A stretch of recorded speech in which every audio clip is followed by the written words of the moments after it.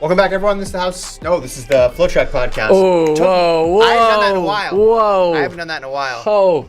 FloTrack podcast. FloTrack podcast. We get it. You have two podcasts, Kevin, and you get us confused. I know. It's the worst thing you can do. This is the one with video cameras. You called me the wrong name. I called you Gordon. Called me Subscribe to our YouTube channel. Thanks for Which tuning in. YouTube channel? The FloTrack YouTube Only channel or YouTube House channel of Run? I am remotely involved in. Gordon's got some gift cards here because we're getting ready this week for our gift card spectacular. I spent a decent portion of the morning calling a lot of what do they want? Are they 188? What are the numbers on here to check the balance? Oh, these are 800 numbers, I guess. And putting in long account numbers and PIN numbers to figure out balances. So we're gonna do that next week. We're going to record it this week, but we're going to do it next week. So those of you in the running for a gift card, get excited. It's coming your way. You excited? Yeah. Well, I thought, why did I bring them today? Because I'm going to make a sheet. Okay. So that way we know what to put on the wheel. Got it. We're auctioning them off. Yes. Not auctioning them off, but we're spinning the wheel. This one's worth a lot. This is like $25. Yeah. So that's at one end of the spectrum. The other end of the spectrum is this bad boy. I'll show it to people who are watching right now. Baskin-Robbins. Called this one this morning, 72 cents. That's what's left. It said that's a topping. So that's a topping, right? When the automated voice said your balance is 72, for a moment I was like, I have a $72 Baskin-Robbins gift card. That is insane. Who gave me that much Baskin-Robbins money? And it said cents. Cents. I was like, almost.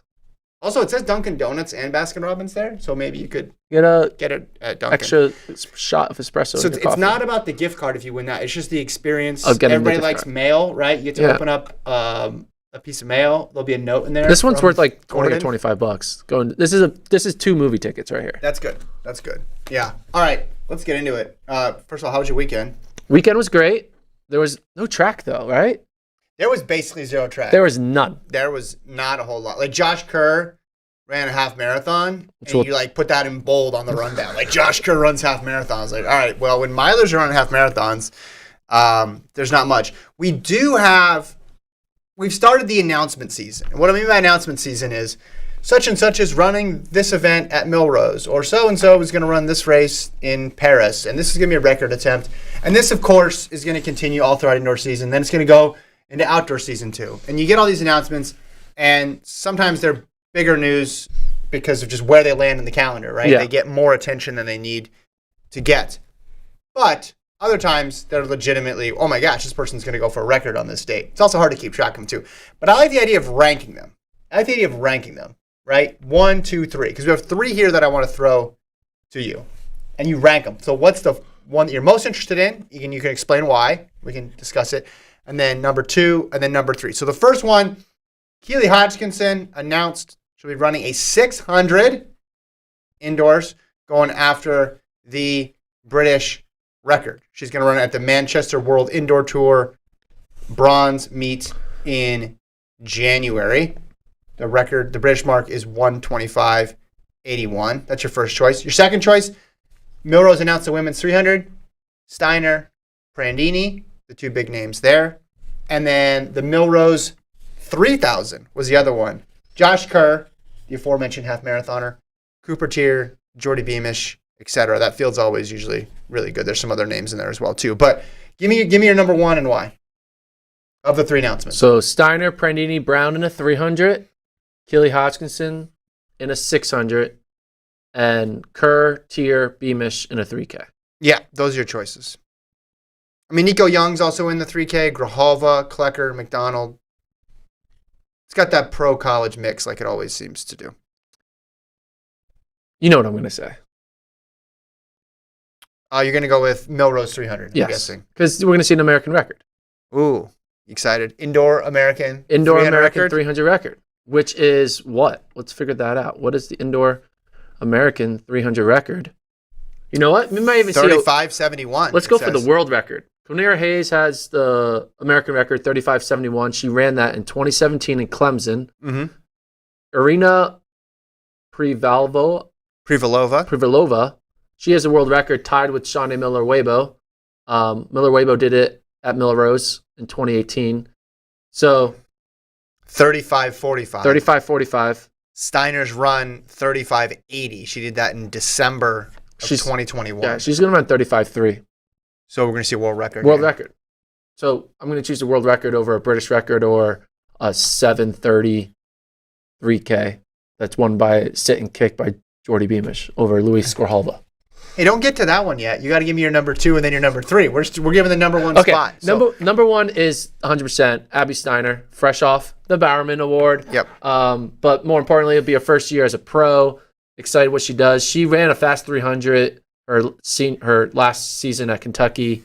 I mean, it's kind of like a sweet spot for her too because she can run 48-second split 400. She knows she can run a great in the 200. So a 300 naturally is that marquee distance for her with being able to flirt with both the 2 and the 4.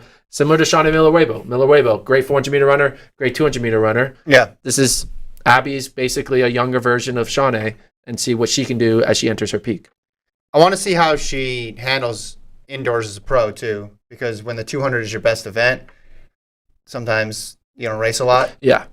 Basically all the time. You don't race a lot as a pro because you're not going to get up. You don't see Noah Lyles on the bank. You see him in the 60. Sometimes, yeah. So does she do like Lyles does? And does she spend a lot of time doing the 60? Does she just make a couple appearances in off distances? That's what I want to see. But yeah, I can see her doing 60, 300s, and 400s, and then call it a. I mean, there's no world team to make this year, so she may do the 60 USA's, but I doubt it. I bet you Steiner's just thinking, collect a few appearance fees, do maybe a 300 here, maybe a 400 there, and then just get ready for Texas relays or something. Outdoors. Yeah.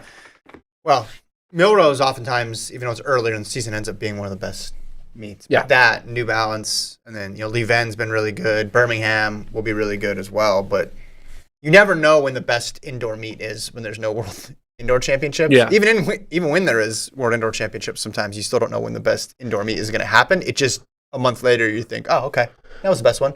We should do a game either beginning of January or maybe this is another idea for one of the other podcasts. Will they run USAs? And then we'll just say a name and you predict whether or not they'll run USAs this year. Might as well just spin a wheel. Yeah. Think yes or no. And then what's select is like if we say no, then we spin it, and then the spin can make us force them to change their mind. Yeah. You got to do a pitch. Yeah. At that point. We have to do a pitch. Straight to the camera. To why Fred Curley should be running the 60. Run the 60, please. Yeah. Okay. I like it. All right, number 2. What's the second most interesting race? Out of these 3? Yeah, so the one you have left is Hodgkinson in a 6, and then you have the 3. It's got to be to me. It's the 3. I think it's the 3K. Seeing I always liked the presence of like the younger pros versus the older collegiates.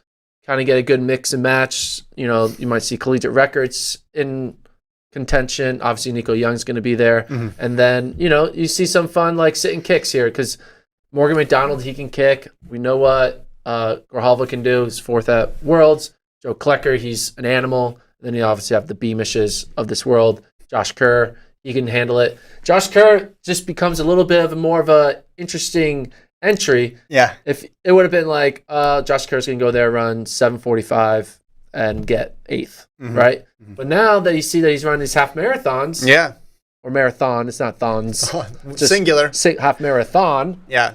You think, okay, he's putting in some of the mileage. He's putting in some of the more of the distance stuff to try to maybe, it is unique though, because typically great 1,500-meter runners can also put together fast 5Ks. Yeah.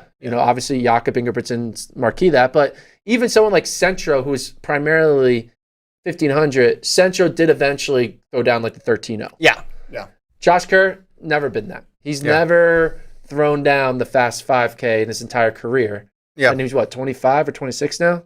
25. So you think maybe now's the time where Kerr starts running more than 3.5 laps? Or 3 3/4? No, I think this is probably more Kerr trying to address some sort of weakness that maybe he saw in his game. Or he just wanted to go to San Diego for a weekend. And this race ended up being really... Look how fast this race is. I didn't run this race. I think I was going to, and then I ended up running a different half marathon in San Diego back when I lived in California. Like, this is it's a popular race, but it's not guys showing up and running 62. Like, I feel bad for just the club runners out in San Diego who are looking for some age group love out there. Sergio Reyes, Reyes 62.29. Chad Hall, Ryan Hall's brother, 62.45. I mean, Henry Wynn ran 65. Yeah, so the Brooks guys went out there. Kerr 63.44. The course is fast, but that's still a legit time. I don't know if it means anything, or maybe he always was 63.44 on this course, but he just never ran the half. But you're right. Kerr was never a cross guy either. Yeah. Kerr wasn't like Oliver Hoare, who could go out there and get a top 20 finish. Yeah, be All-American and cross, and then also be a miler. Like, he was more of the Cole Hawker side of things, you'd say, than the Cooper Tier side of things. It's just where his profile went. But maybe he's looking at this as, hey, I'm getting a little older, maybe working on the strength a little bit more. I'm not sure. Could be nothing. Could be something. But it does, if he's doing it just to get us more interested in him running a 3K, that's a win. It worked. He used the San Diego Holiday Half extremely effectively to get us excited about this. PR guy is smart move. Yeah, and San Diego Holiday Half, whoever their PR person is. All the agents of milers, tell them to all go to run half marathons, and we'll get us talking about you. Yeah, I mean that's pretty good time. I mean, it's very good for a miler. Yeah, for more of a miler 8 guy than a miler 5 guy. Every time he runs a 5, he just looks. You can just tell, all right, this is a training run. Yeah, he just looks at. It doesn't look comfortable. Yeah. And then last, I'll put Keely Hodgkinson, because as much as you say I love the 600, I don't really. You do love the 600. The first time there's a 600. I do love the 600. First time there's a American Collegian top 5 600 performance on this show. Hell, top 10. I'm ready. I got the top 15 list. You're really good at creating categories and then having people get in the top 10 list of it.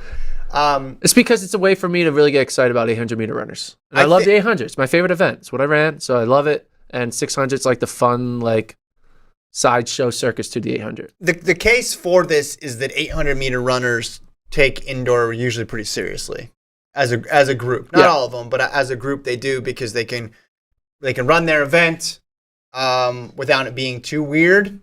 The 400-meter runners, it is strange because it's a lane race. Now all of a sudden you're not in lanes. 200-meter runners, all of a sudden it's banked, and it's not banked outdoors. So you get some big names running it. Also, the other reason why I think this is kind of fun, like, I think Mo has a legit 600 PB. That was one of those big races that she ran. So you have a pretty good marker there. I expect Keely, because she's legit, that she's going to break this record. And if you talk about indoors as a time for athletes, she's going to break the British record. Break the British record. Yeah, I don't think she'll break the world record. But if you talk about indoors as this time to address, shortcomings that you think you have, wouldn't it be for Hodgkinson to just work on the speed? If you're talking about her versus Mo, because Mo's 400 PB is just crazy. I mean, she's not going to get to where thing Mo is in a couple months, but shorten that gap, perhaps. Maybe that's the thinking too. You ready for a new segment? Yeah, it's new segment alert. Kevin, let's see how smart you are. Hit me with at 600-meter top 10 lists. Yeah. Okay. There are 1, 2, 3, 4, 5. Can you name the top 5 U.S. women in the indoor 600? You get 6 guesses to get 5. If you successfully pull this off, I'll give you one of these gift cards. We won't even give it to the fans. You just get it. No, I don't want to give it. I want to take it from the fans. So I need to name the top 5? The top 5. And I only have 6 guesses? And you get 6 guesses. All right, Mo. Mo is 1. Rogers. Rogers is 2. Not number 2, but Audrey Wilson. Audrey Wilson's another. So I need 2 more? Yes. Olivia Baker? No. Ugh. Now you got to go 2 for 2. 600. Indoors. Should I be nice to you? You should give me another guess. I'll be nice to you.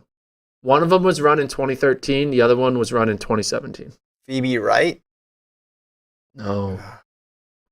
Who are they? Alicia Montano.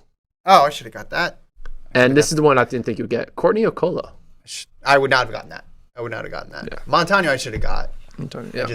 Man, when we were prepping for end of the year stuff, it's crazy how quickly you forget about things. I was looking back to mid-outdoor season, and I'd forgotten stuff that was happening. So 2013, 2014 for me, before that's right when I had 1 kid. I was thinking about like podcast segments. I was like, what did we get right and wrong in 2022? And I was like, there's no way I'm going to remember anything I got right or wrong. No. I mean, there's one thing I know I got wrong, and there's one thing I know I got right, and then the rest is just blur. It all just blends together. Yeah. Well, and there's a couple meets that you remember, and then a lot of just like I was looking at NCAA indoor winners. Do you know who won the women's 800 NCAA's? Women's 800. Yeah, supposedly your favorite event, the 800. Do you know who won the women's 800 at NCAA's? I don't, but I can make a guess. Yes. I know the BYU girl got second. Right? That's not what I asked. Who was it? That's not what I asked. It wasn't Clemson? Was it Clemson? No. All right. What was the school? What was the school? Boise State.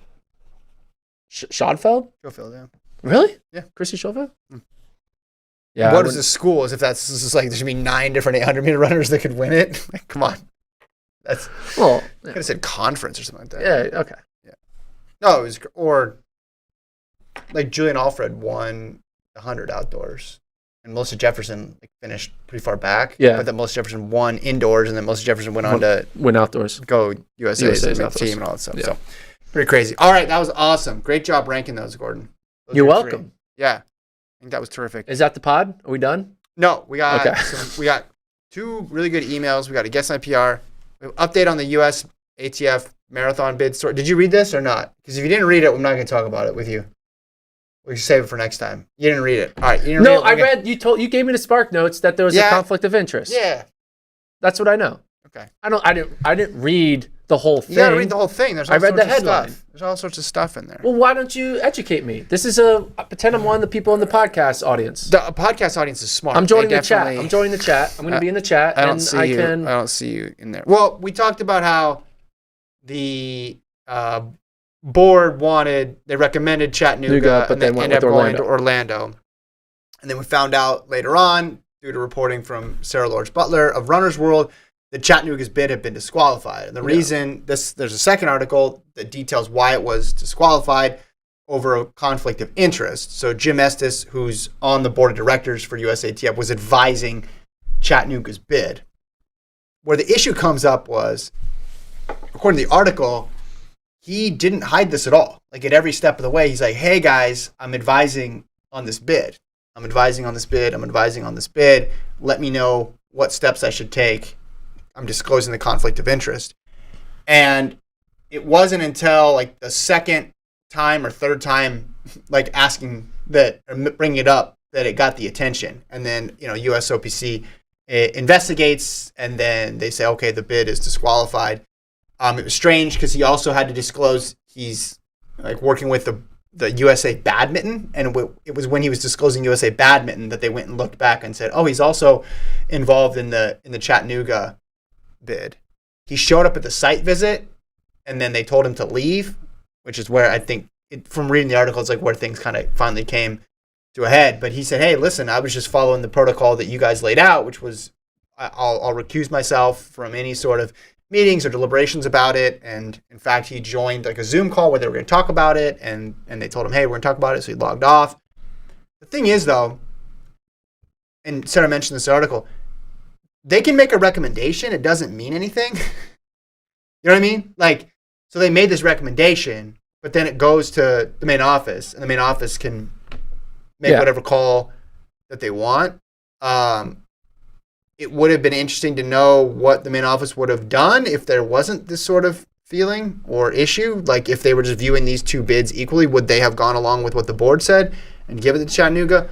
Ultimately, it's not exactly the same. I talked about how it was basically a mirror image of 2016 with LA versus Houston. Doesn't seem to be exactly, but it does seem to be similar in terms of just you get a headache reading about this stuff, and it seems super complicated and super convoluted. Yeah. There's a paragraph from the article. At no point, as he said, was he told that his involvement with Chattanooga would cause the city's bid to be disqualified. If he had heard that, he would have had two choices: resign from the board or stop working with Chattanooga. He would have stepped away from Chattanooga. He wouldn't have wanted to be the reason the city couldn't move forward as a candidate to host. Yeah. Do you think this is more of a like they're just using it as a way to justify going against the recommendation? No, I think it's more just they didn't have a plan.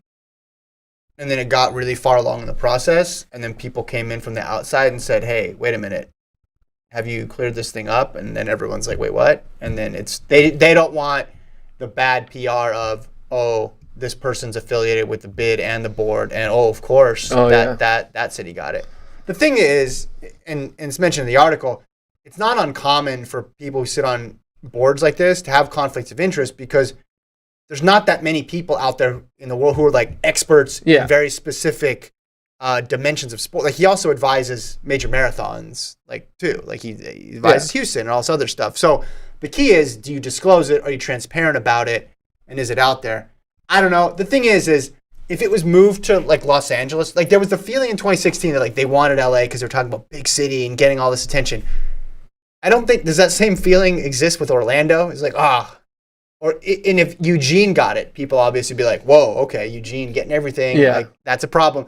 But the fact that it's Orlando, I don't know, to me, I know it's a bigger city than Chattanooga, obviously, but it doesn't seem like it's this behemoth in marathon running. And it doesn't seem like there's this coziness with USATF where people would be all suspicious about it. I don't know. Again, it's just one of those things where because the Olympic trials have all this oversight, they're probably just being overly cautious in how things are administrated. And it's just, I don't know, it's the Olympics, right? Olympic trials.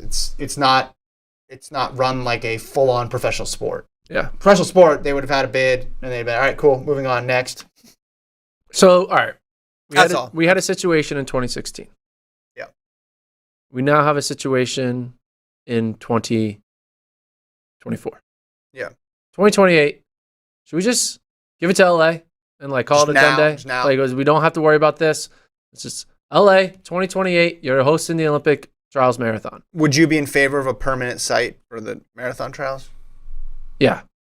Save money on the bidding. Yeah. Just go to Austin. So you know what's interesting? If you scroll down, just go to Austin. Scroll up when it talks about Orlando, because they got disqualified. They said, okay, Orlando, you want it then? Here's what you got to do. This is interesting. So they asked Orlando to increase the prize money to $600,000, and it was $480 in 2020.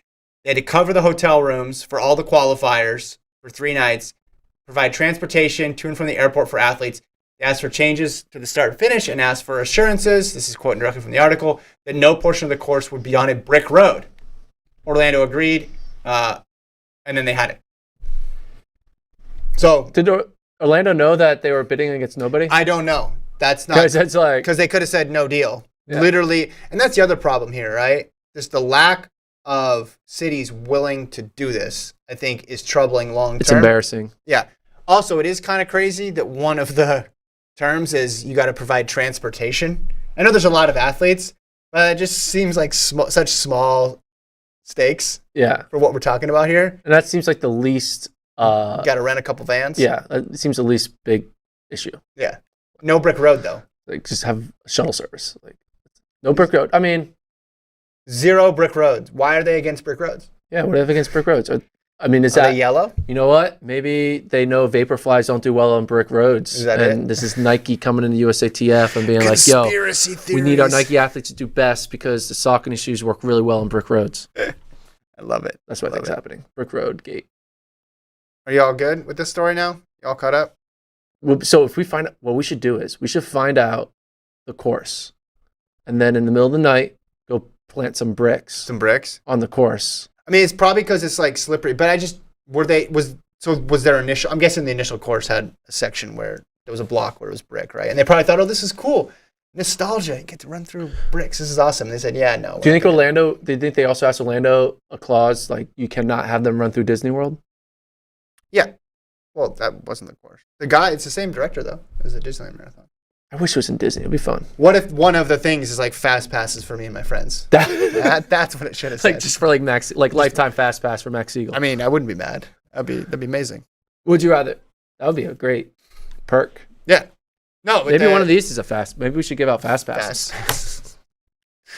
Jonathan in the chat, Brickgate 2024. Exactly. Yeah, let's figure out what the deal is with the bricks. People should show up to waving bricks around. No, don't do that.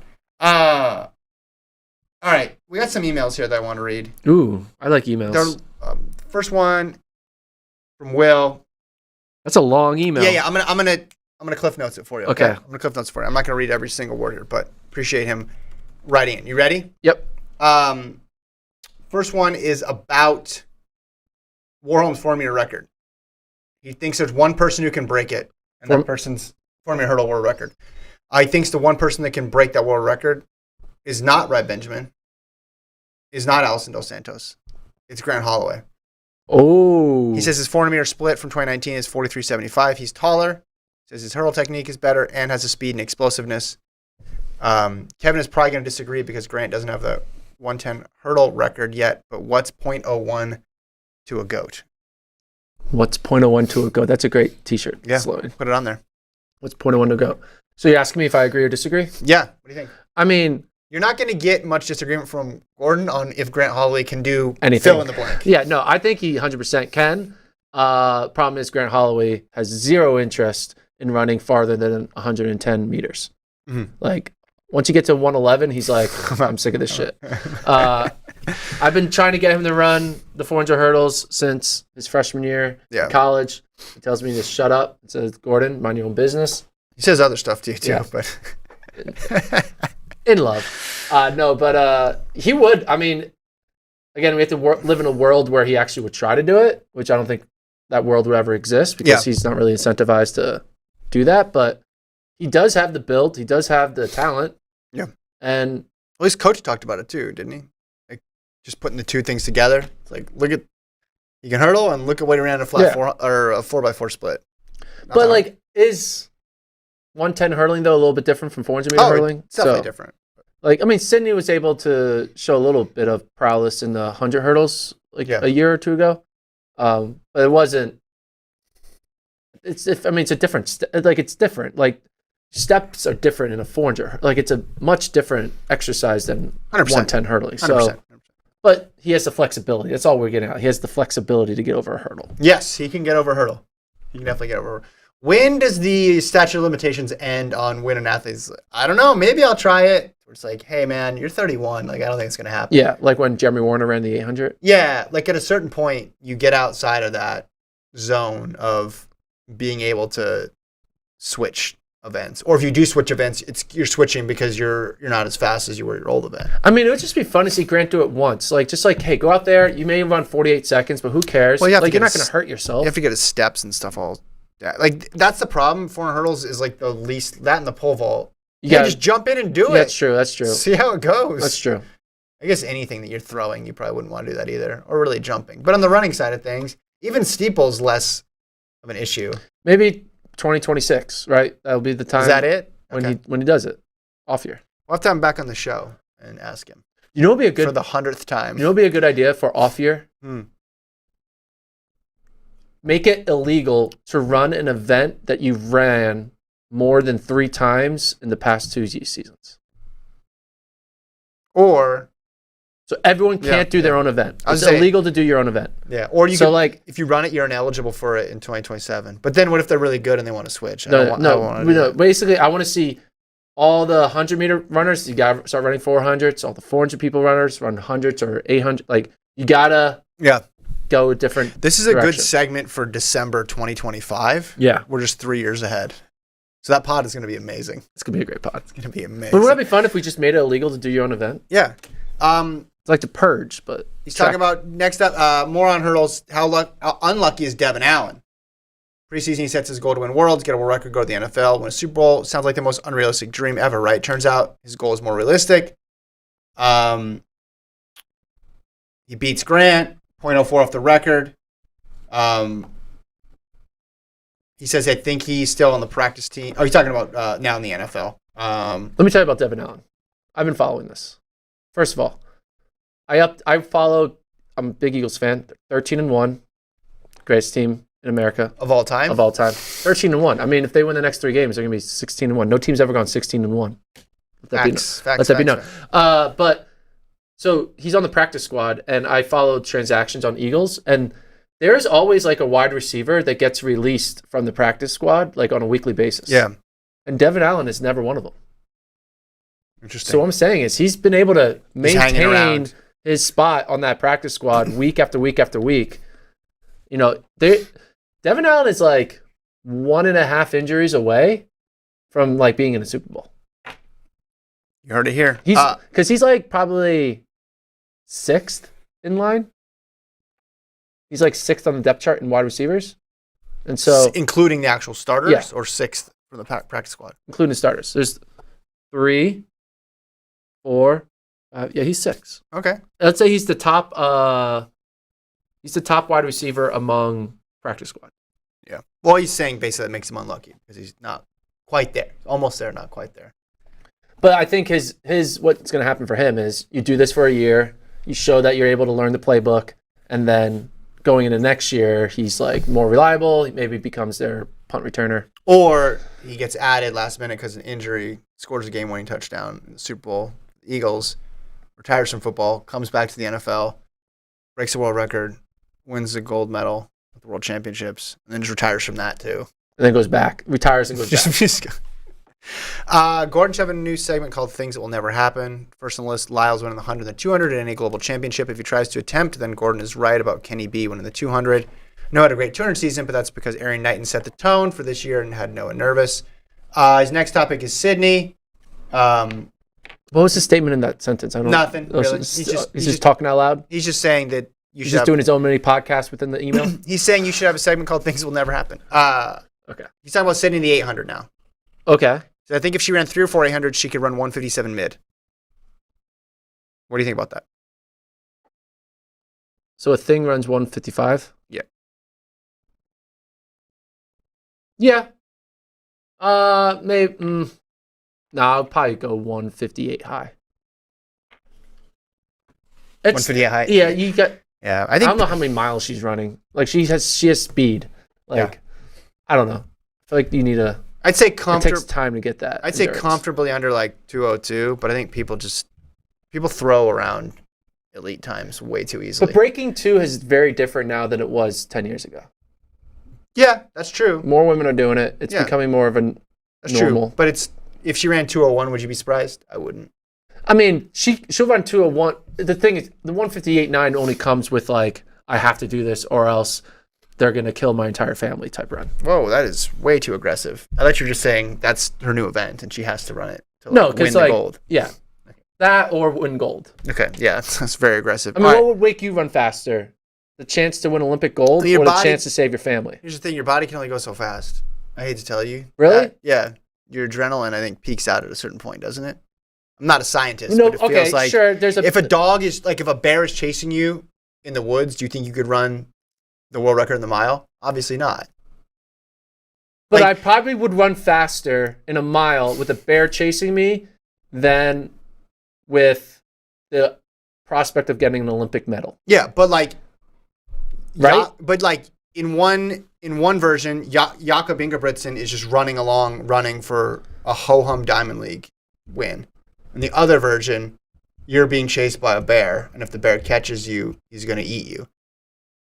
Does Jakob's still beating you? But does Jakob break the world record if a bear is chasing him? I don't think. Well, it depends if you think you break the world record now. Does it get him that extra 0.0000001%? I'm just saying, if Maybe. we put a bear on the track and Jakob is running, he's running 3:25 in the 1500.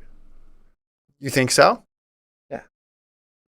You don't think so? It seems like the next Hunger Games plot. I really think if you put bears behind elite athletes, Sydney's breaking 50 seconds in the 400 hurdles. I just don't. We need to figure out the science on adrenaline. You go out too fast though too. Like the bear isn't gonna pace itself. That's the thing. We have to assume it's a paced bear. Okay, but how many of those is that a grizzly bear, a black bear? Like which ones are gonna like listen to the instructions of the starter, or the meat director, right?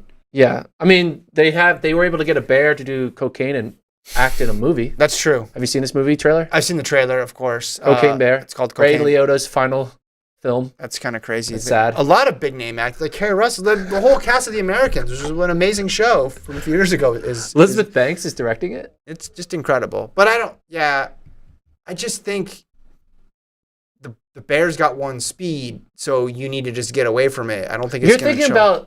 I'm just thinking about the adrenaline part. Yeah. You know, the whole, if you can, the mother gains strength to save her kids. Yeah. Does that apply to speed?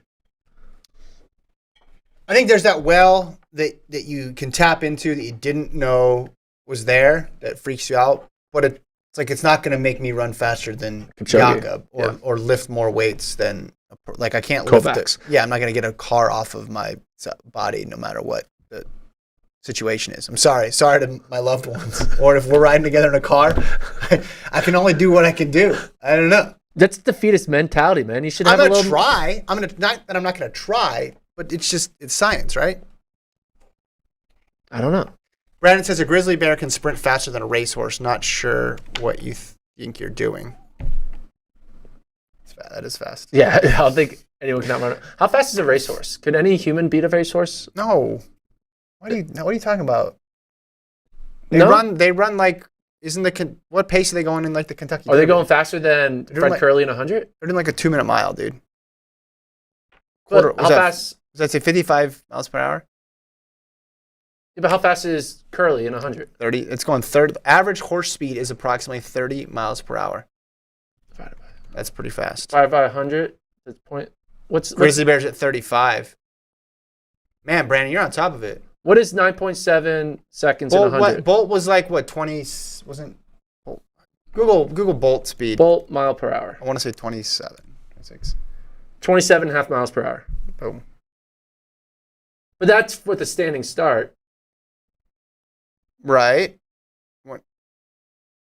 The horses have to start behind a gate. Yeah. You put a horse. Here we go. Here we go. We got the image. You give a horse like a little bit of block coaching. Let's zoom in on here. Can you here. imagine how good it would be? So Bolt is faster than an elephant. He's slower than a domestic cat. I don't believe that. A cat is faster than Bolt. Shout out to the pronghorn antelope, by the way. It's moving. Like they put a car. Like, yeah, do you guys know Bolt is slower than a car? Never would have guessed that. What? Did not see that one coming. Oh my goodness, what's the difference? Brandon also says Jesse Owens used to beat racehorses 100-yard sprints, but he had a running start. Yeah, it all just depends on like how quick the horse can get out. I don't know. Yeah. I mean, that just... If the horse is hungry or not.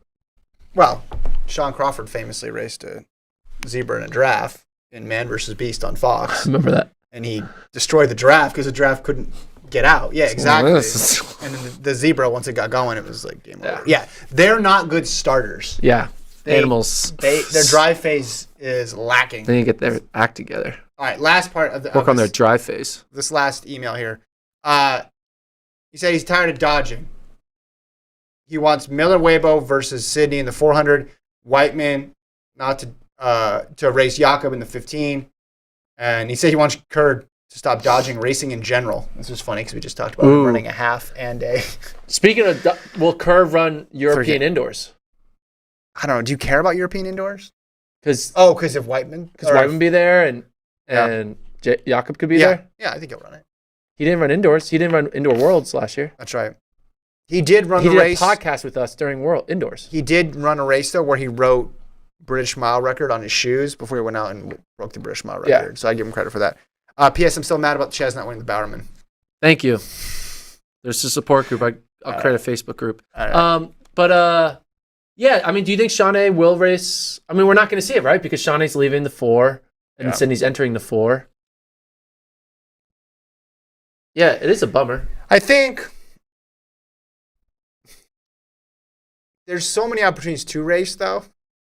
You'd think they could just run one when they're crossing out, like on their way out. Who do you think is advising them not to race each other? Their coaches or themselves? I don't think anybody's advising them not to race each other. I think it's the coaches. I think it was an independent decision because Miller Weibo made that way before Sydney said anything about running the quarter. No, but I mean, like, I think it's the coaches don't like it when their athletes lose. So I think the coaches encourage dodging. I think coaches don't want athletes to strain unnecessarily. I think that's part of it too. Yeah. And they're like, hey, stay away from that. Why race this person? Because we know how competitive you are and you're going to get after it. I'm just saying, we're coming up on 2023. Yeah, it's World Championships, but McLaughlin and Miller Weibo's careers are defined by Olympics at this point, right? Yeah. That's really the big thing. I mean, you could say World Championships too, but they've accomplished so much. There's so many opportunities to race. Do you think we could find one time when they could race each other in a quarter, right? There's no rules that says, oh, I'm officially out of this event now, so I'm no longer allowed to run it. So all it would take was both of them just being eager and willing to go after it. No, all it would take is someone saying, "I will give you money if you do it." A lot of money, yeah. And that's the only thing that will. That's the other part too. They don't like what's us your wanting it, fans wanting it. That's not what they're doing. What's it your for. budget for the 400 too? That's the other thing, right? Yeah. Because then you're blowing all your money in one race if you're a meet director. I mean, everybody wants to see it, right? And they're young enough to where both of them could do it. That's the other part too. There's very few limitations. The only limitations is the things that track puts on itself. I thought you were going to say something of the deep human there. mind. Okay, yeah, there you go. Yeah, exactly. You're only 0.01 away from being the GOAT from GOAT. Was that line? Yeah, 0.01. 0.1 from GOAT. 0.01. 0.01 100th from a goat. 100th from a GOAT. You know what I mean, though, right? Like, if it'd be one thing if one's at the beginning, like, how do we get Kipchoge versus Bekele? Like, all that sort of stuff. It's a little more complicated. Fewer opportunities to race a marathon. Fewer real big moments left because of how old they are. This is not that. This is just like, hey, they could both race. But I would be so surprised / happy for the sport if we saw it. Just don't think we will. Anyway, do you want to guess my PR? Yeah. Your PR? No. Someone else's PR. We got a... What's your weightlifting PR right now? We're going to find out in a couple... Yeah? You need 2 a weeks. test? Yeah, I'm going to miss it. I'm not going to get it. I already know that. Defeatist mentality. But I think I'll get a new personal best. I'm not going to get to 200. I'm going to give it a shot. If I hit like the lower weights, I'm going to keep going. But I think by the end of January, I could do it. Maybe February. You should keep going for it. Don't stop. I'm not going to stop. I think I did 175, but it wasn't like a full. 175, man. I'm getting close. Yeah. 25 pounds away. Yeah. That's not that much. It's Yeah. like the weight of 2 of these laptops. Yeah, exactly. Well, yeah. I'm somewhere in the 80s right now, but that's obviously a long way away from 200. But anyway, okay. So here's the guess my PR. You ready? This comes from Julian. What's up, Julian? Junior in high school. Okay. I'd like Gordon to guess my cross country 5K PR, which is blank. You paying attention? I thought that was it. I was just go off his name, Julian. Yeah. Cross country 5K. Got it. Ready? Junior in high school. Do you want his other PRs? Yes. 800, 209. Okay. 1600, 445. Ooh, okay. 10K, 3741. And then half, Did you run a half marathon? 8631. Yeah, maybe he was at the San Diego Holiday Half too. All right, workout 1. 16 times 400 on grass with 30 seconds rest. He ran an average of 81. So 16 times 400 with only 30 seconds rest, he ran 81. And it was on grass. Workout 2. 30-minute tempo on track. Horrible conditions, he adds. He covered 4.9 miles, about 6 minutes per mile. So 30-minute tempo, 6 minutes a mile. Workout number 3. This is the one that's going to give you a lot of intel. 5 by 300, all out, 6 minutes rest. And he was between 36 and 39. Doesn't give you the exact times. He was between 36 and 39 for 5 by 300. Thanks for reading. Hope this makes the podcast. It absolutely does make the podcast. Thanks for writing in. Gordon, his 5K cross-country PR. I'm doing a little. Hold on. You gotta get. Gordon is going to the calculator. I'm going to calculate. I'm this. You can call this cheating, but He's making his own calculator. I don't think it's cheating. So we're gonna do one of these. I mean, here's you. You start with like what you 100% know, right? Yeah. So you get like his 1600 PR, and you're like, all right, well, 445. He's probably not able to average 5, which gets you like mid 15s, right? Yeah. So you close in from that side, and then you go in from the other side. It's like, all right, well, he did a tempo at 6 minutes a mile, so then you just. I got it. What is it? 16:24. Ooh. Close. What was it? 1646. That's not bad. I'm getting better. 22 seconds. Getting better. I thought you were going to guess slow on the slower side than on the faster side. Because that's a good PR Yeah. Guy ran. for a cross-country course, too. He's running half marathons. Yeah. I know it's more just the, 6-minute mile pace for almost 5 miles. Yeah, that's 18:30 pace. Yeah. You're in good shape. So keep working, Julian. Send us an update with your next PR. Send an update when you run the time I thought you were. 1624. You're not. Gordon thinks you're capable, right? That's the moral of the story. Gordon believes. You better not retire before that. It'll be embarrassing. You cannot stop running until you at least run that in a 5K. Yeah.